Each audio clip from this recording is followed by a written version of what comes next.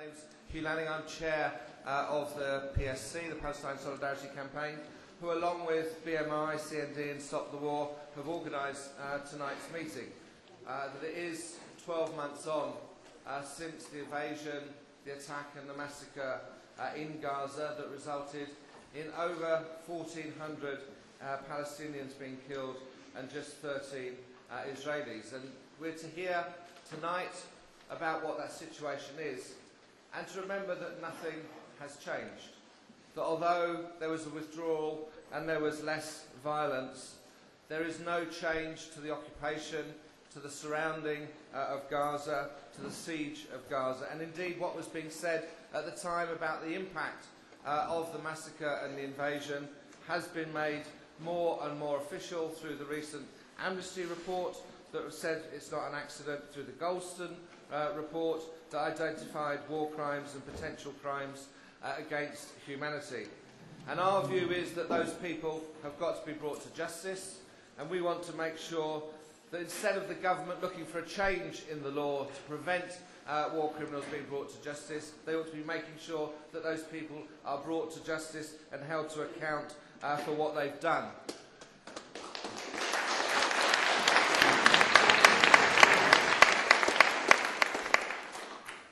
And also we should be making sure that it is not the Palestinians in Gaza who are being punished for what's going on through the collective punishment, which is the siege and the blockade.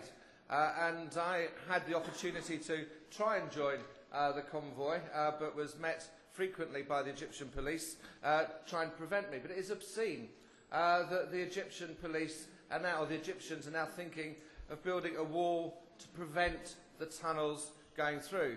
There's a simple answer to the tunnels. Lift the blockade and the siege and make sure there's an open border, and there'll be no need for those tunnels to be there in the first place. So our demand is for an immediate end to the siege, that there should be no more excuses, and that we should make sure that we do not allow Britain to become a safe haven, both for protecting that policy, but also for people who are complicit in bringing about the situation in Gaza. There are a lot of speakers tonight, but I want to make sure that we recognise that everyone who's been involved in supporting the campaign around Gaza from every point of view gets the opportunity to speak. Because in many ways, in this country, Gaza, although horrendous in terms of what was happening there, has been a political tipping point in terms of the political balance of opinion in this country in relation to both Gaza and Palestine. And we're very keen that we keep that momentum going, that the solidarity movement, that the campaign to end the siege carries on being built to make sure that we're part of the solution and not part of the problem. And we know that's the case with the people who are here, but we need to make sure that we multiply and become an unstoppable movement that means that we can bring pressure to bear on the British government. I'd now like to introduce Dr. Conway, who is a former representative of the PLO, who speaks frequently on our platforms, is also key in advocating the position of refugees, that they're integral to the solution to the problem, and also a key voice on Palestine. Go on.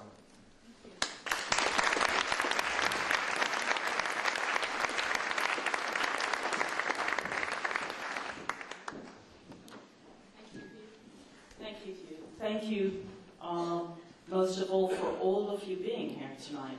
It's quite remarkable and extraordinary, the work that so many people in this room that I know have done this year on Gaza. And I'd like to pay tribute to that, to what you did, because I think we can all remember exactly where we were 1 year ago today, in January, witnessing the most extreme, barbaric, excruciating crime against humanity being enacted on the people in Gaza. And really it felt like being here, not just because I'm a Palestinian, but as a human being, that it was a crime against me, that it was permitted. I think everybody felt that. And the response to that, and the helplessness that everybody felt that this was going on, this crime against humanity, this massacring of citizens in their homes, in their schools, while they're walking down the street, the police, all of the local institutions, that the response to that was so remarkable by the citizens of this country, by the young people in this country, in the universities, by the trade unions, who I'm glad we're going to hear from, by people all over the world, 100,000 in Egypt, 100,000 in Amman, and just in Cairo actually, 100,000, erupted on the streets. And it says something which Kevin actually touched on about citizens and, supporting a humanitarian plight and an emergency, and we see those and their devastation and their horror so often, just last week in Haiti. But there's something here that is essential about all of our humanity and the politics of this, which makes us just not civilians in Gaza or wherever Palestinians are suffering under a military occupation in the West Bank, or suffering in the refugee camps in an intolerable daily existence, but that we are citizens, sovereign citizens with the rights and the duties and the claims on each other. And that's what engendered this extraordinary response this year. So part of the terrible story is what they did, and not only what they did in Gaza, but what they're doing today. The Goldstone report, which came out, this huge long report, I don't know if all of you have read it, pointed out these crimes against humanity that happened. But the report also covered all of what had been happening in Gaza over those 2 preceding years. And I think, above all, PSC, Stop the War, BMI, all of these associations, Viva, Palestine, Conway, and lots of the people that have associations that I see here tonight, are responding to that and saying, no, we will stand with the Palestinian people, and this is a crime against us if this continues. Now, one thing I'd like to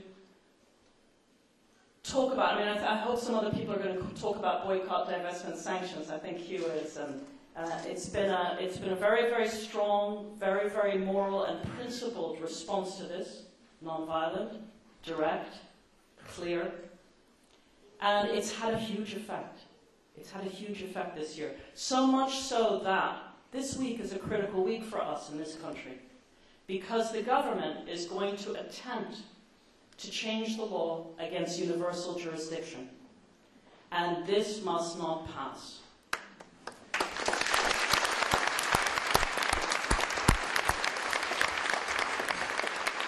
The reason they're going to try to change the laws of this country, of international law and human rights, is because of the war criminals in Israel who have tried to come to this country, and people, citizens in this country, lawyers, citizens have said, we do not accept them to be here in this country. And that's why they now want to change the law. And we should respond and say we don't accept any change in the law.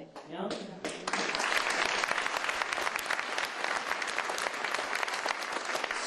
So all of this has come out of your activities, of the activities of citizens, of civil societies. And I've gone to Gaza a lot over this last year. And when I'm there, I see my friends, and they're the same friends as I have in this country, students and teachers and activists and organizers. And it becomes harder and harder for them under this predicament they're in to keep going.